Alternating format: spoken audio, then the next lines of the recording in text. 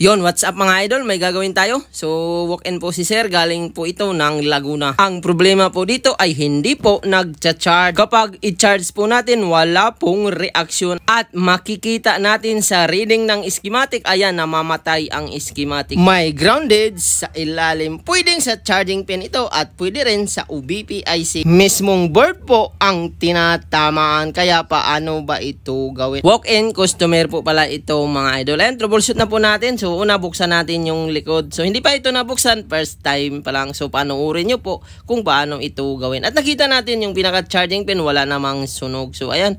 So, init-init na natin yung likod. So, ingat-ingat kayo dahil plastic ito. Kapag nasobraan sa init, pwedeng manglubot. Kapag nabubuksan mo na at ibalik sa may-ari, pwede kang mapagalitan. So, tamang ano lang init. At kapag pumasok na yung pangtastas mo, ikot-ikutin mo na lang, pwede na siya matanggal ang adhesive. Ayan, at dahil naangat na po natin, dahan-dahanin lang po natin na hindi po mapunit. At ayan mga idol, nakita na natin yung ilalim. So, dahil first time pa ito mabuksan, marami pong pandikit ang lumalabas or natanggal. So, ayan, kita natin na goods ang battery niya mga idol. At ayan, pansin nyo, yung pinakalikod niya ay natutupi. So, ibig sabihin, plastic lang po siya. Kaya tanggalin natin lahat ng screw. At maraming salamat po sa inyong pagtitiwala. Sa mga gustong magpaayos, pwede kayong mag-walk-in, Lalamove, Grab, or any courier via deliver. Kapag malalayo naman mga idol, pwede po kayo mag-LBC, GNT. At kapag malalapit lang, pwede po kayo mag-walk-in. Makuha nyo po kagad kapag ganito ang problema. Ayan. So, natanggal natin lahat ng screw at tanggalin natin itong center casing niya. So, nakita natin mga idol na talagang goods pa. Ang charging pin pala dito mga idol ay goods, wala po tayong nakitang sira. O madalas kasi nito mga idol, ang charging pin ay nag-iinit. At kapag nag-iinit, palitan nyo po siya, pwedeng gumana na siya. At kapag hindi po siya gumana, pwede nyo po gawin ang ginawa ko. Na-testing ko na pala ito ng charging pin, ganun pa rin. So ayan. So, next step, dito tayo sa motherboard. So, madalas ito mga idol, kapag na-overcharge, pumuputok po ang pinaka-OBP IC or yung over voltage protection. Siya po yung unang pumuputok or mag-short. Kaya kahit anong lagay mo ng charging pin, hindi po siya mag-charge. Kaya tuklapin natin itong bakal mga idol at hanapin natin yung OBP IC. So, dito banda sa ano na to, ayan, tuklapin natin itong bakal na to mga idol. So, hindi ko na po ininitan dahil napaka-sensitive ng board ng Samsung. Kunting init mo lang, pwedeng matuluyan yan. Kaya bakbakin lang natin mga idol. At dahan-dahanin mo rin ito pag tuklap dahil napaka-sensitive din po kapag natanggalan ng mga paayan or mga pyesa. Pag angat mo ng bakal, ayan, pwedeng magkaroon ng ibang sira.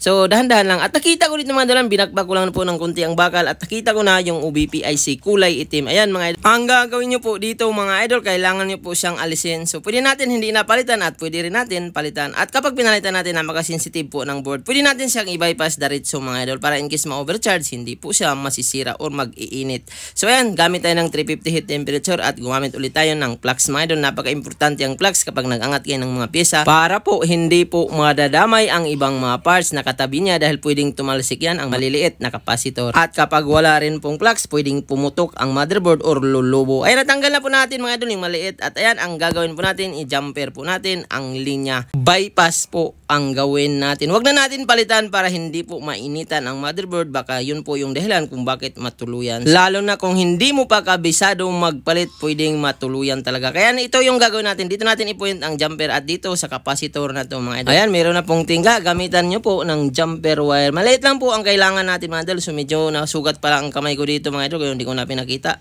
So dahil ayan, bakal yan mga idol. Napaka-sensitive yan. Pag natastas mo yan at natamaan yung kamay mo, talagang masusugatan ka.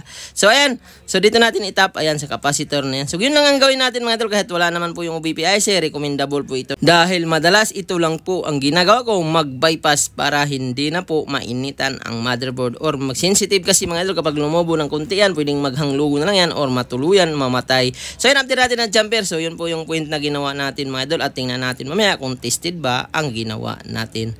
So, testiran natin ang linya. Kanina pala, grounded ito mga idol. Hindi ko napakita sa video. So, nakat pa lang ating video. At ayan, pansinin nyo, nag-normal na ang positive line ng charging. So, bago nyo po gawin ang ginawa ko mga idol, i-testing nyo muna ng charging board or charging pin para matrace nyo kung OBP IC ba talagang tama or hindi. At kapag ganun pa rin na hindi mag-charge, pwede nyo pong gawin ang ginawa ko. Ayan, takpan po natin ng yellow tape para hindi mag-short. At sana suportaan nyo rin ang video natin mga idol para marami kayong idea na makukuha sa mga bawat upload natin. Huwag nyo kalimutan mag-like, mag-share, mag-share, mag-follow at mag-subscribe para lagi kayo updated sa bawat video na ina-upload ko. At ayan, kitang-kita po pala yung nasugat natin mga idol. Huwag nyo na lang yan pansinin. So napakaliit lang naman po niyan. So sensitive talaga, kaya iwas-iwas nyo rin magbaklas ng mga ganyan dahil napakatigas po niyan baklasin mga idol. At kapag nagkamali ka dyan, pwede ka talagang masugatan. Ibalik natin lahat ng camera at napanood pala ang ating mga video sa YouTube nito, kaya nagpagawa ang may-ari kahit malalayo. So pangalawang beses na po ito nagpagawa ang may-ari nito. Una, dalawang cellphone po pala ang dinala nila. So ganitong unit ang isa Samsung E51. Parehas din talaga ang tama mga idol. So nagduda ako sa charger na ginamit nila, baka mataas ang ampere at yan kapag na-overcharge talaga masusunog ang pinaka OBP IC. Ganon din ang nangyari sa E15 nila dati mga idol. Nung dinala sa akin, tinestingan na rin ng charging pin, charging board, hindi pa rin napagana. Kaya nung napanood ang ating mga video, so ayan, pumunta siya at nagawa natin ng paraan. At kaya ito bumalik si sir dahil ganitong sira na naman ang cellphone niya. Kaya ayan, iwasan nyo rin gumamit ng matataas na charger, lalo na kung binababad nyo magdamag bago bunutin dahil maapektuhan talaga ang OBP IC. Yun po yung unang pumuputok. At yan, ibalik natin ang takip at tag-apply tayo ng double-sided tape.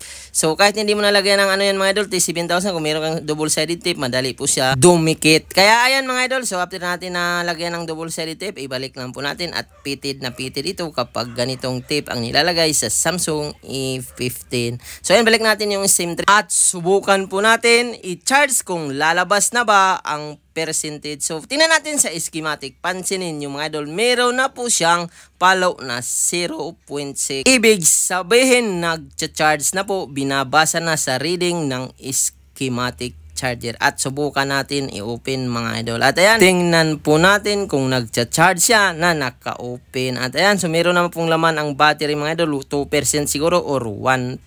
At ayan, antin lang natin at tingnan natin mga idol. Pansinin nyo, nag-charge na po siya. Nakikita na po ang kidlat ng charging. Ayan, meron na po pala siyang 1% mga idol. So tested talaga ang ginawa natin. Pwede nyo po sundan ang ginawa ko. Tips ko, bago nyo gawin ang ginawa ko, kailangan nyo matesting ng charging pin or di kaya charging board bago nyo galawin ang ginawa ko. Tapos na po tayo. Sana nakakuha kayo ng idea sa paggawa ng ganitong problema. Huwag nyong kalimutan mag-like, mag-share, mag-follow at mag-subscribe. Maraming salamat sa panonood.